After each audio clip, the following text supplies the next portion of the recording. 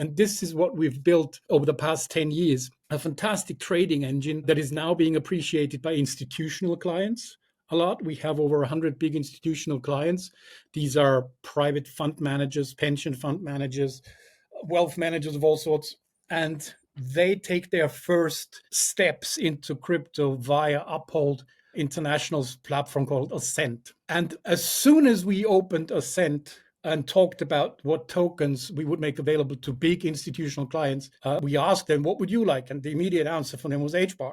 Wow, there we have it, ladies and gentlemen. There is clearly an institutional favoritism when it comes to Hedera Hashgraph, or certainly a big interest. And we have continued to say this and been one of the few channels out there that has really highlighted Hedera for its unique position as it relates to the capturing of real-world use cases that is going to be driven to the tune of millions, potentially billions of individuals led by institutions. Hedera is an obvious pick. And what I want to do in this video is explore that, not just from my own perspective, but by or from the perspective of Dr. Martin Heisbach, who, of course, recently featured on Brandon, the HBAR Bulls crypto YouTube channel.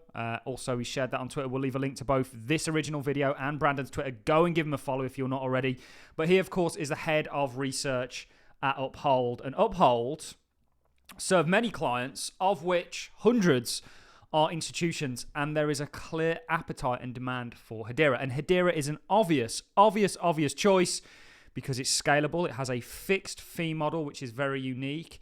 It uses a simply better consensus or technology, in my opinion, in the form of a graph, a DAG-like structure. Very cost effective. It's also extremely eco-friendly and regulatory compliant, and of course, ran by some of the biggest institutions, easing other institutions into the cryptocurrency space to more of a degree than perhaps some of the competitors that we see. So Hedera is an obvious choice. This is likely not even just a top 10 project, a top 5 cryptocurrency, in my opinion, because it's just better in many ways. It's going to be the institutional choice. And there, in the opening clip, we've got the head of research at Uphold, which is a big company that deals directly with institutions, talking about the kind of demand when they open this new product for Hedera Hashgraph. What I want to do, and I don't want to play the whole video, but I want to play the next clip, which includes that mini clip of the individual, the head of research for Uphold, actually talking about this in more detail, because sometimes I can be a bit of an echo chamber in regards to singing the praises of Hedera.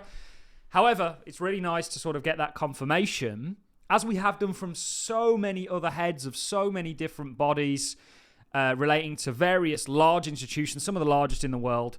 Sometimes it's really nice to just hear somebody else state why it is Hedera really stands out to them. And this is a clip not to miss. This is a video not to miss, because this individual is going to talk about actually what he thinks about using a hash graph, what he thinks about using a graph, and why it's obvious to him that this is superior. Let's dive into that clip. There's a reason why we added Hedera first, and that is the focus on legality and compliance. Any crypto degen would tell you that Hedera is shit. It's too centralized, too business oriented.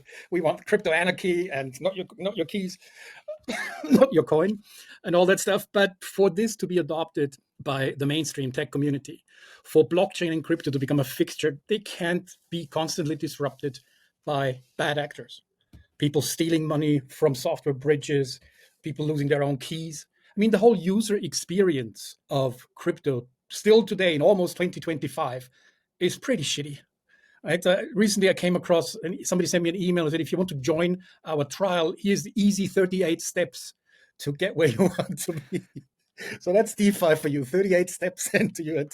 God beware if you get one step wrong. So we realized very early on that user experience was going to be key. And Uphold built a fantastic back engine that we do not advertise this enough. I don't know why. I have to ask the marketing people. But it's got a feature called anything to anything. So whatever we have, and that is now the mainstream crypto, some very choicey alts that we try to discover very early always, and some popular meme coins. So we are a platform where you can buy and hold and trade these tokens, but we make it easy. Our engine has a feature called anything to anything. So if in the future we have tokenized stocks and bonds and tokenized gold and other metals, you can then in one click swap your silver holdings, your tokenized silver, into HBAR. And what really takes 3 or 4 or 5 steps in the background for you is only one click. And this is what we've built over the past 10 years, a fantastic trading engine that is now being appreciated by institutional clients a lot. We have over 100 big institutional clients. These are private fund managers, pension fund managers, wealth managers of all sorts.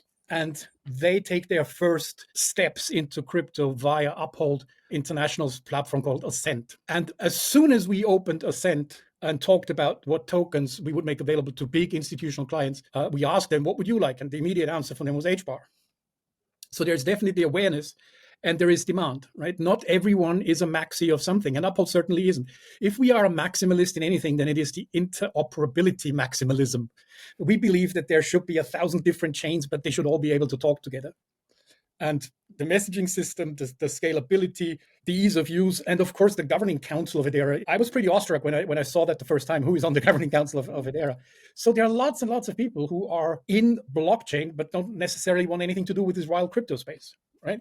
Who do not trade meme coins and only in it for the fiat gains. And on the other hand, you have the maxes, like the Bitcoin maxes and everything. Bitcoin is the only network and everything has to be built on Bitcoin. We don't belong in that camp either. So what we are trying to do is find the best new assets, proven assets, and that has invariably led us down the path of, through my background as a data and computer scientist and mathematician, is the idea of using graphs in blockchain technology. And there are different forms of graphs. There are different applications of graph, but lots of good projects have them and use them. Avalanche uses them. Hedera uses them. And they have a hash graph. I think they are difficult. I found them always very difficult to make things work with graphs, but they are infinitely superior, right? So if you use even a layer, a second tier. So from that perspective, I put down together, when I joined Uphold 4 years ago, I made a list of things that I thought were important in the blockchain space. And one of them was obviously, from my point of view, already Hedera. I just find that fascinating what the doctor said there. First of all, about the Hedera Hashgraph Governing Council. And I think for me, this was one of the things that really grabbed me, was just who is in charge of governing and the operation of this network. It is literally the largest, or some of the largest, a large part of the largest institutions in the world, with combined market caps of potentially tens of trillions of dollars. An operation certainly in the multi-trillions. And a lot of them are actively looking to utilize Hedera. And he mentions that was kind of a wow factor for him. The second part is the fact that he mentions he's a mathematician, as many people are in the cryptocurrency space, because, of course, the crypto element of cryptocurrencies is cryptography, which is essentially a kind of encryption mechanism originally used by the military to obviously code information. But he mentions, actually, when he looks at how things are done in this arena, a DAG... A graph, essentially, not necessarily a DAG, but that's kind of what a DAG is a very obvious choice because it's superior in many regards. And I just wanted to make this video because this is a perfect video to show to people that are doubting Hedera Hashgraph HBAR. Everyone's very maximalist in regards to their own coins and their own projects. We cover tens of projects here that we see real value and utility, and of course Hedera is one of them. It's my largest position in the entire cryptocurrency space, and it's for reasons that we've explored and looked at in this video. So if you've enjoyed this content, ladies and gentlemen, just a bit of a short and sweet one. We'll be doing a price update very soon because we've made some big claims on it and they're sort of coming to fruition. But if you've enjoyed this video, do share it around. Do share it to people perhaps that are skeptical on Hedera. Do go and check out as well where this content came from, this video came from. Brandon is the guy to follow. I'd even say follow him over me if you want to stay up to date with news and get interviews of people actually in the ecosystem.